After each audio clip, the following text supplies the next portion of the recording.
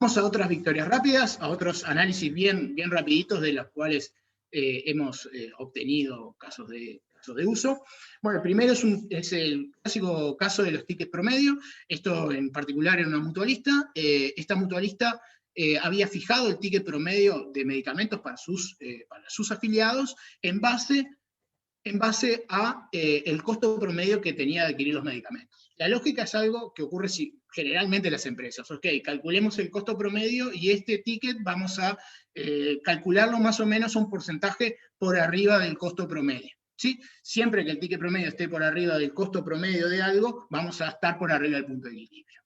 Ahora, nosotros analizando todos un juego de datos que contenía los consumos y las compras y los gastos de compras, pudimos encontrar que habían ciertos sectores, ¿sí?, de sus afiliados, ciertas franjas etarias, en los cuales el costo era hasta 5 veces superior al ticket promedio. Es decir, en esas franjas de afiliados, la mutualista estaba perdiendo mucho dinero que le estaba impactando de una manera muy negativa en su operativa.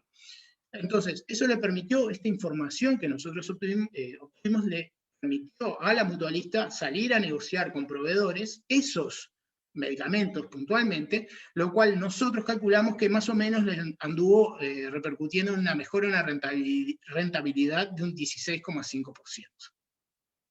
Bien, vamos al próximo caso. Este es falta de adhesión. Este caso lo he comentado también en alguna otra presentación que he tenido. Es un caso bastante interesante y a su vez bastante importante. Cuestión es así, los pacientes que son de hipertensión arterial, ¿sí? Una vez en las diferentes mutualistas, si a un paciente lo recetan con hipertensión arterial, se vuelve un paciente crónico. Esa persona tiene que todos los meses consumir una medicación particular. Lo que pasaba en esta institución era que no se realizaba un seguimiento del retiro de los medicamentos, ¿sí?, de hipertensión arterial.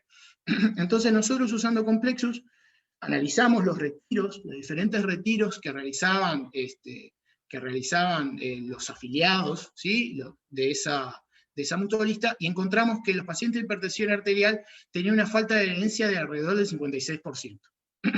¿Esto qué significa? Que el 56% de los pacientes de hipertensión arterial empezaban con su tratamiento y en algún momento lo abandonaban, dejaban de consumir la medicación.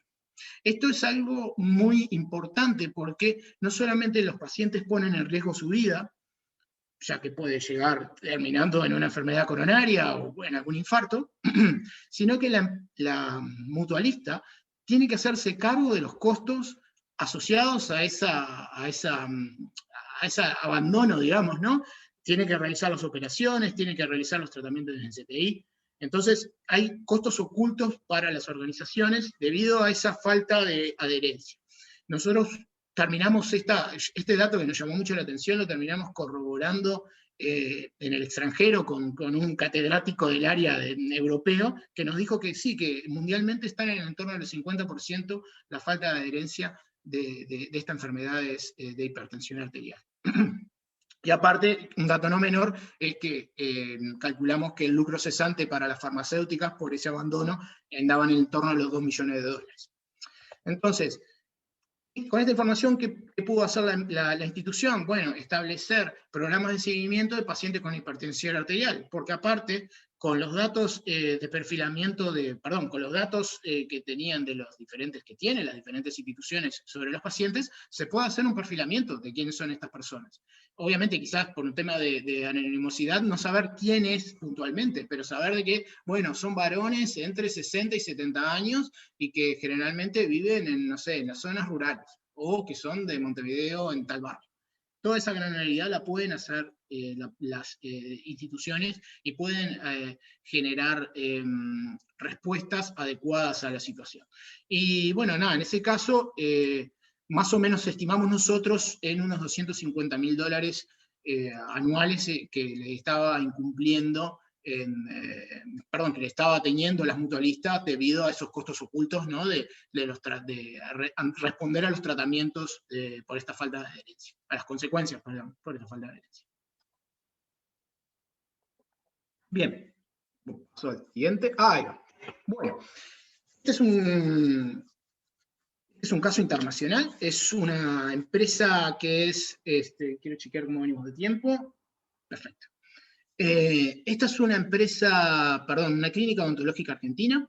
Esta clínica odontológica, por el fruto del COVID, por el problema del COVID, tuvo que cerrar muchos de sus, tuvo que reducir, mejor dicho, muchos de sus consultorios, ¿sí? Trabajar con capacidad limitada por esos problemas de que, no sé si, digo, estamos al tanto de que si alguien fue al dentista, sobre todo entre el año pasado y el principio de este año, los protocolos eran bastante estrictos porque había que tener una limpieza previa antes que alguien entrara, después de que esa persona entrara también tendría que hacerse otra limpieza. Eso redujo mucho las agendas de las clínicas odontológicas.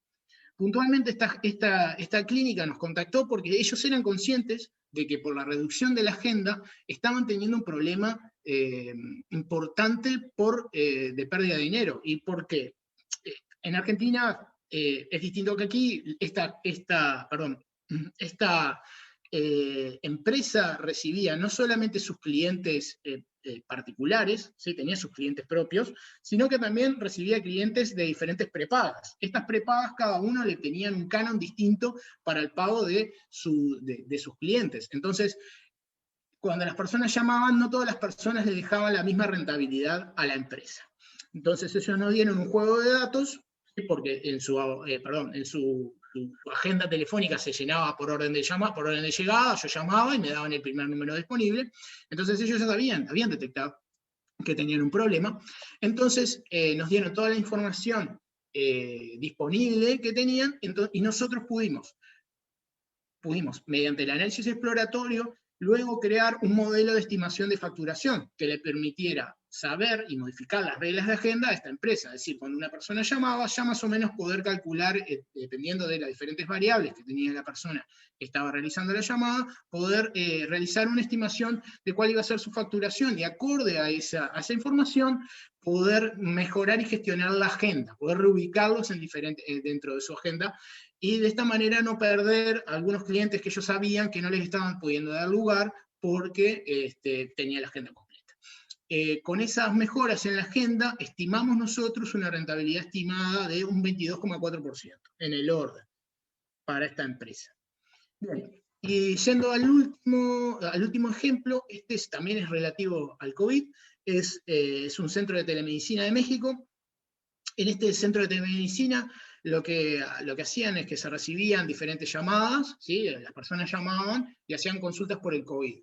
Y en el dataset, era un dataset que tenía todas las llamadas, y en cada una de las llamadas que se le hacían diferentes preguntas, se le decía si la persona tenía fiebre o no tenía fiebre, si había estado en contacto con un positivo, si tenía tos, si tenía vómitos, en fin, se le hacía todo un cuestionario. Y se adjudicaba también el momento de la fecha del día que se había hecho, la hora, perdón, de la llamada, y quién había sido el médico responsable de esa llamada, y el resultado de ese cuestionario que se conocía como triaje. Nosotros nos dieron un juego de datos, y ellos sabían que no hacían un seguimiento comparativo de los volúmenes de llamadas con los resultados. Estaban interesados en saber cómo se comportaban sus médicos, ¿sí? Ante las diferentes situaciones. Y nos pasaron este juego de datos enorme que tenía como 40 columnas y tenía como, bueno, eran como 250 miles de registros, 250.000 registros, una cosa así, era bastante importante. Y bueno, nosotros nos analizamos con Complexus y encontramos que había un operador, existía un médico que, a pesar de que él solo recibía el 9% de las llamadas, él tenía el 9% de las llamadas, él era el responsable del 24% de los rechazos. Quiere decir que de todo el juego de datos, él era el que dictaminaba de que no se hiciera hisopado, no se guardara, digamos, no se quedara haciendo cuarentena a la persona, lo que fuera. Y eso es una irregularidad que detectamos, que permitió a esta empresa poder hacer una gestión sobre la capacitación, o poder rever qué era lo que estaba pasando ante esta situación, que les pareció que era bastante importante.